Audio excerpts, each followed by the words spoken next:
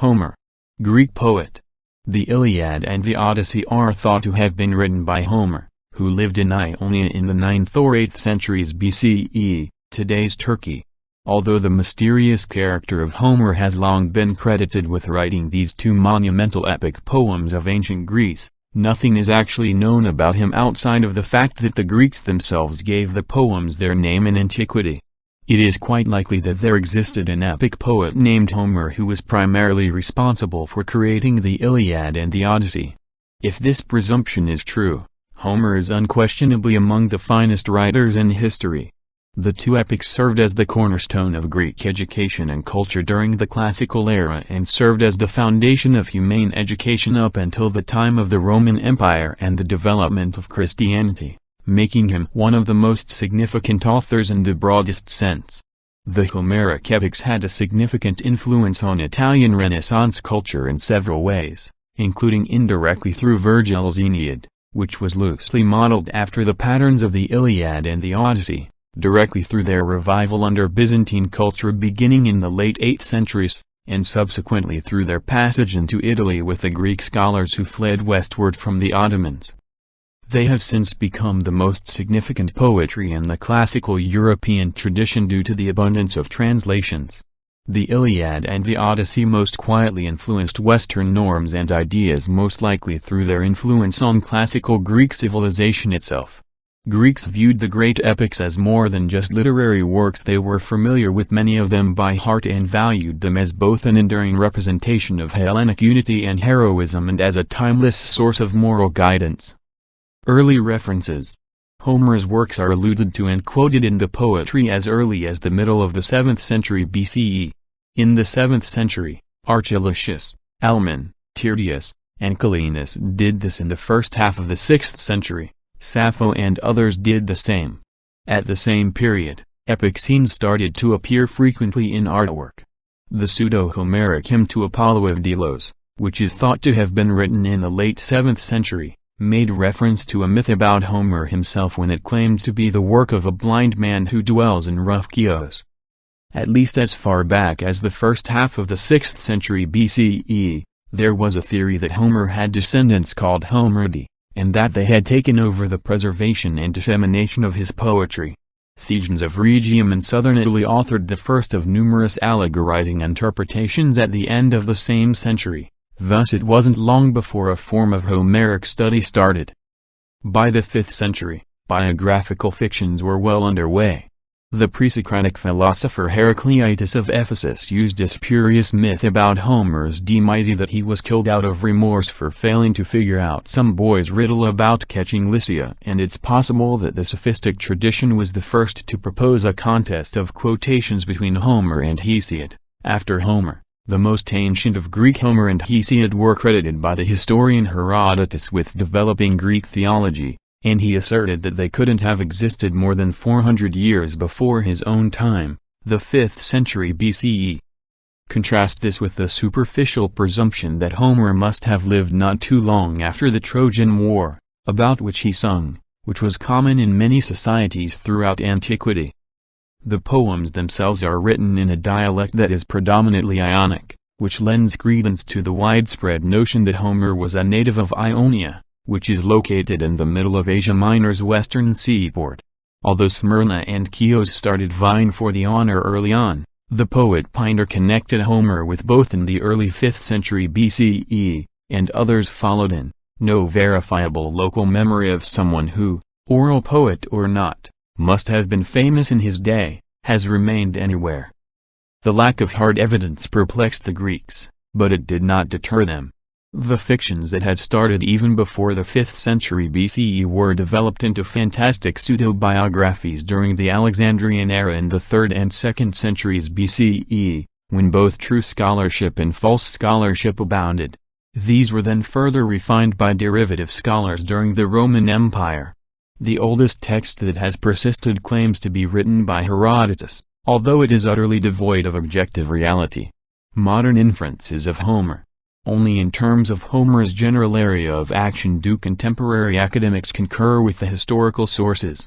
His ancestors, the Homeridae, lived on the Ionic island of Chios, which is the most direct ancient proof.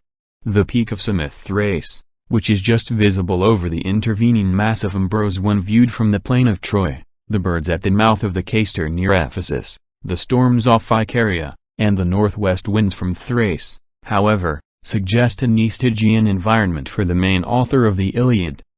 The Odyssey, which is predominantly situated in western Greece, has less of an East Aegean influence. But the poem's ambiguity regarding Ithaca's location, for instance, is not incompatible with the notion that an Ionian author would elaborate on ideas from the other side of the Greek world. There is substantial debate as to whether the Iliad and the Odyssey were written by the same principal author. Such skepticism dates back to antiquity itself and was primarily based on the difference in genre, the Odyssey being picaresque and frequently fantastic, while the Iliad is martial and heroic, but it can also be strengthened by subtle vocabulary differences that go beyond those imposed by different subjects.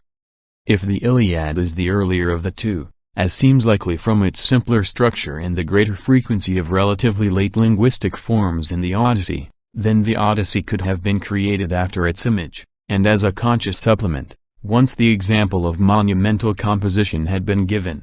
However, this is not to say that Aristotle's conception of the Odyssey as a work of Homer's old age is impossible. In any event, the heroic poetical tradition that both poems were based on is coherent, which contributes to some of the parallels between the two pieces. It is possible to estimate Homer's birth and death dates from the internal evidence of the poems. The composition of the epics suggests that they were not only written after the Mycenaean period but also significantly after the first Ionian settlements in Asia Minor, which were established around 1000 BCE. The poetic language, which was an artificial amalgam that was never exactly reproduced in speech, contains certain elements that support this claim. The two most obvious signs of this are the merging of nearby short vowels and the elimination of the semivowel digamma, a letter that once appeared in the Greek alphabet. The formation of a real definite article, for example, in poems, at the other end of the time scale, shows an earlier stage than is illustrated in poetry from the middle and late 7th century. The Hesiodic poems, which many academics date to about after 700 BCE, appear to be later than the Homeric poetry both stylistically and metrically. The datable items and procedures stated in the poems offer a distinct and possibly more exact criterion. Nothing appears to be later than approximately 700, with the exception of a few likely Attic additions nonetheless. The Odyssey's description of the Phoenicians as traders and a few other occurrences hint to a composition taf for the pertinent settings at least to sometime after 900. A few passages in the Iliad, as well as references to the Gorgon mask as a decorative element, may allude to a novel method of close-quarters combat that depended on the invention of specialized foot troops armor, hoplites, after approximately 750. It is true that the poems have a lot of ancient and archaic features, and that their language and material backdrop are a blend of several elements with distinct historical origins. Nonetheless, it is reasonable to assume that the long epics, as opposed to their considerably shorter predecessors, were composed in the 8th or 9th century, with some evidence favoring the latter. The Iliad may fit closer to the middle of this century, while the Odyssey may fit at the end. Homeric hero cults may have started to take off around the middle of the 8th century, at the same time as scenes from the epics started to emerge on pottery. Homer as an oral poet. Even if Homer's name is known and his age and place can be inferred, he still mostly serves as an extension of the great poems. Their characteristics are indicative of his preferences and worldview, but they also disclose more about his style and the type of poet he was. The fact that the Homeric tradition was an oralonia, that this was a type of poetry created and transmitted by word of mouth and without the assistance of writing, has been one of the most significant discoveries of Homeric scholarship.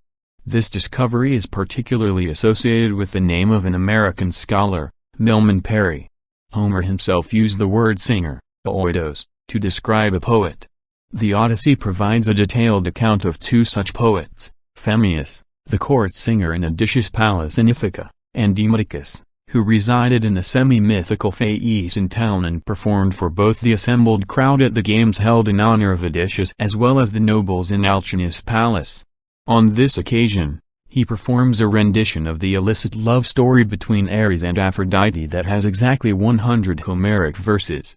This song, along with others credited to these singers such as the Trojan Horse Song, which is a summary of the Odyssey, indicate that common oidoi in the heroic tradition preferred to perform relatively brief poems that could be delivered in full on a single occasion.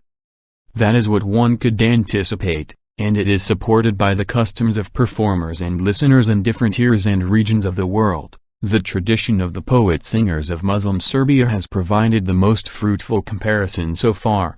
Whatever the preferred setting for heroic song, whether it be an aristocratic feast, a religious festival, or a gathering of the general public in a tavern or market, the length of a poem is naturally constrained by the audience's time and interest as well as the singer's own physique and the range of his repertoire. Homer must have acquired these very brief songs as the foundation of the tradition, and his depictions of Demodocus and Phemius are probably correct in this regard.